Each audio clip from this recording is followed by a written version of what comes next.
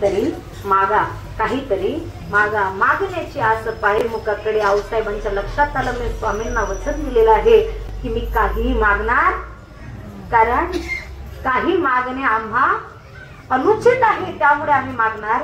परंतु भगवंत हात सोडायला तयार नाही. मग मात्र आऊसाहेबांना सगळं काही घरामध्ये होतं बरं का, पण एक नव्हतं, ते म्हणजे संतान प्राप्ती. आऊसाहेबांनी विचार केला, साक्षात जगाचा मालक ज्या अर्थी हात पकडून मागण्याची इच्छा मागतोय, मग स्वतः मागून घेतो आहे, का नाही मागायचा? हा तर आपला म्हणजे चांगला योग आलेला आहे, मागितलं पाहिजे. मग मागितलं, देवा जर काही द्यायचंच आहे ना, एक पुत्र दे. काय दे? पुत्र. बघ, बोललो बा महाराजांना 100% कळालं की दाल में कुछ तो भी काला. इथं कायचा काला, कुछ तो भी पुरी की पुरी दाली काली. बोललो बा महाराज तिकडे वाट पाहतात. बऱ्या बऱ्या आऊसाहेब त्यांना मिळाल्या आणि आऊसाहेबांनी सुद्धा आता नजर खाली घातली बरं का, कारण स्वामींचा शब्द मोडला गेला. भगवंत खरा पती ज्यावेळेस म्हणतोय की मागून घ्या, आई साहेबांनी मागून घेतलं, परंतु या पतींच्या नजरेमध्ये नजर मिळवण्याची हिंमत होत नाही, मान खाली घातली. बोल्लोबा महाराज आऊसाहेबांना विचारतात की कनकाई सांगा नेमकं काय प्रकार झाला. तिने विचार केला की आपल्या जोडी एकच तास आहे, म्हणजे काय हो नाही करायचं, तिने पटकन सांगू म्हणे मी काय मागितला. देवाने माझा हात पकडला, मी काय मागितला? राजगिऱ्याचे लाडू. काय मागितलं? बोला बोला. संतान. संतान मागितलं. म्हणे तू संतान मागितलं, पुत्र मागितला. अरे कोणते पुत्र मागितले? आज आम्ही पाहतो जे आपल्या जन्मदात्याच्या कंबरड्यात लाच घालून घराच्या बाहेर काढतात, काय उपयोग? अरे जननी ऐसा पुत जने, भक्त दाता या शूर, नहीं तो बिचारी बांझ भली, ना गवाई अपना नूर. मग पुत्र कसा मागायचा? अरे जा आणि माग. पुत्र दे ऐसा गुंडा, ज्याचा लोकी झेंडा. मुलगा असावा तर असा, किंवा कन्या ऐसी देई मीरा आणि मुक्ताबाई. जैसी मीरा मुक्ताबाई. आता मात्र आऊसाहेब पुन्हा गेला. आता तुम्ही म्हणा आम्ही तिथं गेल्यावर पुन्हा जाता येईल का? तसं जाता येणार नाही, आपल्याला कणकाई बनवलाय.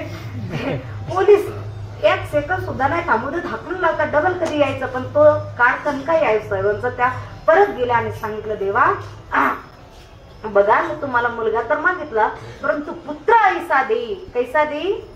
हा, ज्याचा तिन्ही लोकांमध्ये झेंडा बडकेल. भगवंतानी तथास्तु केलं. आऊसाहेब घरी येतात, बाबा घरी येतात आणि मग काय त्यांच्या जीवनामध्ये सोन्याचा तो दिवस उजाडतो. आणि त्या दिवसावरती साक्षात संत शिरोमणी जगद्गुरु तुकोबारायांचा हा जन्म म्हणा किंवा अवतार म्हणा, कारण संतांचा अवतार ते अवतार घेत असतात बरं का. त्यांना वाटेल तेव्हा येतात, वाटेल तेव्हा जातात. आम्हा मनुष्याला या ठिकाणी जन्म घ्यावा लागतो. भगवंताचे अवतार होत असतात. असं जीव संत देव यामध्ये फरक आहे.